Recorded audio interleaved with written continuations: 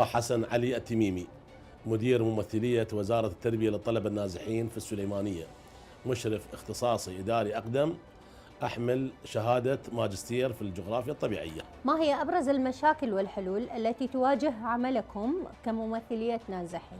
بالحقيقة ممثلية وزارة التربية للطلبة النازحين في السليمانية تواجه العديد من المشاكل.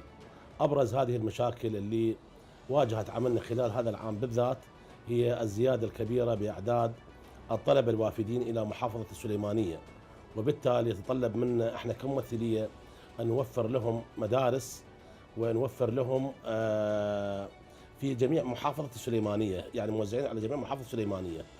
الحلول اللي وجدناها لمعالجة هذه المشكلة هي تعاون المديرية العامة لمحافظة السليمانية المتمثلة بالسيد المدير العام الأستاذ عمر. حقيقة أنا كل ما تصير عندي مشكلة بهذا الخصوص أتوجه إلى المدير العام للتربية صلاح الدين ويساعدونا يعطونا مدرسة دوام واحد نستغلها بدوام آخر للطلبة النازحين، وبالتالي استطعنا حل هذه المشكلة من خلال تعاوننا مع المديرية العامة للتربية في محافظة السليمانية. بعد إغلاق المخيمات لديكم، هل قل عدد الطلاب النازحين أم زاد؟ احنا في محافظة السليمانية تم إغلاق 4 مخيمات، 2 في عربد و2 في كلار. هاي المدارس اللي كانت موجودة تقريبا 11 مدرسة في هذه المخيمات تم إغلاقها. قسم من هذه المدارس الطلاب أضيفت إلى المدارس المجاورة الأخرى، والقسم الأكبر اللي عادوا إلى محافظة سكناهم، وبالتالي هذه العودة للطلاب ما صار عندنا نقص بالطلاب بقدر ما هي كانت اكو هجرة لأبنائنا الطلبة من محافظاتنا الجنوبية ومحافظة بغداد، وبالتالي كان أعداد الطلاب للعام الماضي تقريبا 32 ألف طالب، والآن أصبح 33 ألف طالب. يعني إغلاق المخيمات لم يقلل أو يخفف أعداد الطلاب في مدارسنا. ما هي الاستراتيجية التي يمكن أن تبدأ بها لحل القضايا الشائكة من الناحية الإدارية؟ والله من الناحية الإدارية احنا إذا عندنا مشاكل من تواجهنا مشاكل احنا نتواصل مع وزارة التربية، ووزارة التربية المتمثلة بالشخص المعالي دائما متواصل معي وعلى اتصال مباشر، ويحاول انه يحل جميع المشاكل اللي تواجه عملنا كممثلية.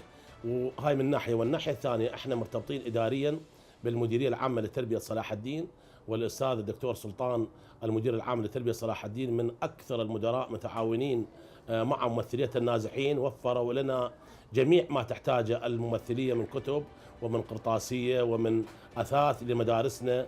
ولحد الآن تقريبا كل المدارس جهزت بالرحلات وجهزت بالقنفات وميز الإدارة والكراسي، وكلها عن طريق المديرية العامة لتربية صلاح الدين. هل صدر قرار من قبل معالي وزير التربية بارتباط ممثليتكم مع المديرية العامة لتربية كركوك؟ فعلا صدر قرار من وزارة التربية بفك ارتباط ممثليتنا من المديرية العامة لتربية صلاح الدين إلى المديرية العامة لتربية كركوك، ولكن بعد فترة صار ترويث بهذا القرار وعاد الارتباط بالمديرية العامة لتربية صلاح الدين، ونحن الآن مرتبطين إداريا وماليا بالمديرية العامة لتربية صلاح الدين. عدد المدارس داخل ممثليتكم، وهل الإشراف يغطي عدد المدارس؟ حقيقة عدد المدارس الابتدائية 57 مدرسة، وعدد المدارس الثانوية 30 مدرسة، وبالتالي يصبح العدد الكلي 90 مدرسة. عدد المشرفين الموجودين حوالي 15 مشرف ابتدائي وثانوي. هذا العدد لا يغطي جميع المدارس، ولكن عملنا بالموجود فكل مشرف من المشرفين خلينا عليه تقريبا 10 مدارس أو 7 مدارس أو 6 مدارس إشراف عليها مشرف عليها، ووفينا بالغرض. وإحنا هم رفعت كتابي للمدير العام للتربية صلاح الدين لتكليف مشرفين لسد النقص الموجود عندنا في الإشراف. ولكن هذه الزيارات الإشرافية المشرفين يروح إلى مناطق بعيدة كلش في محافظة السليمانية لا تصرف لهم أي مخصصات لهذه الزيارات، ونطالب من خلال هذا اللقاء المدير العام للتربية صلاح الدين وزارة التربية بأخذ ممثلية السليمانية بنظرة خاصة وصرف مخصصات الزيارات الإشرافية لمشرفين، لأنه يروح تقريبا إلى زار مدرسة في كلام 3 ساعات روحة و3 ساعات جاية، وبالتالي 6 ساعات فقط الطريق وبصوره مجانيه، وصار فتره 7 سنوات لم تصرف لهم اي مخصصات اشرافيه. هل هناك نقص في عدد الكوادر لديكم؟ وكيف عالجتم الموضوع؟ حقيقه احنا عندنا مدارس موزعه على جميع مناطق السليمانيه، عندنا مدارس في كلار، مدارس في رانيا، مدارس في شمشمال، مدارس في طاسلوجه، مدارس في كفري، مدارس على حدود محافظه دياله. ملاكاتنا ملاكات قليله، من ضمن يعني كل عدد الملاكات هي تقريبا 1300 معلم ومدرس، لا يفي بالغرض.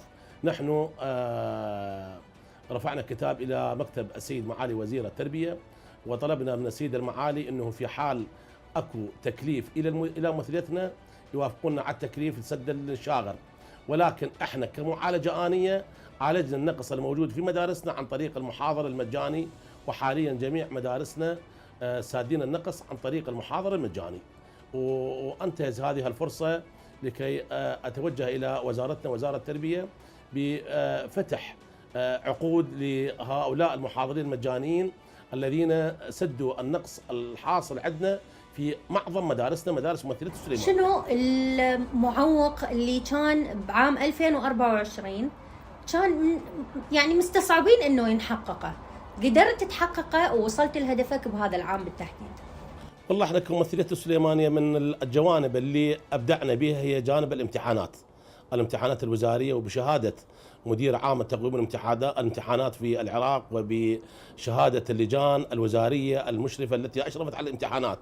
احنا بالسليمانية حققنا نسب نجاح كلش عالية، حققنا طلبة، عندنا طلبة طلعوا طبية، عندنا طلبة طلعوا هندسة، عندنا طلبة حصلوا معدلات كلش عالية، بحيث هذا العام اعتبرناه عام تميز، وبالتالي اخذنا عهد على انفسنا انه هذا العام يكون عام تفوق وعام نجاح، وفعلا حققنا نسب عاليه كل زينه في النجاح. والدليل على ذلك حصولنا على كتب شكر وتقدير من قبل معالي وزير التربيه، وكتب شكر وتقدير من المدير العام للتربيه صلاح الدين.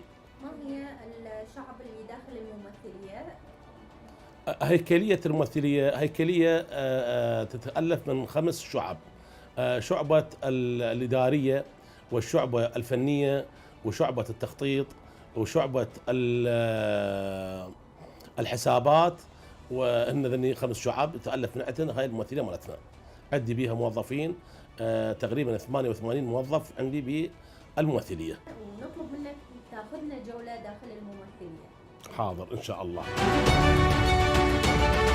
هسه ندخل غرفة الموارد البشرية. إن شاء الله احنا هسه على الوحدة القانونية. السلام عليكم. هذه الشعبة القانونية.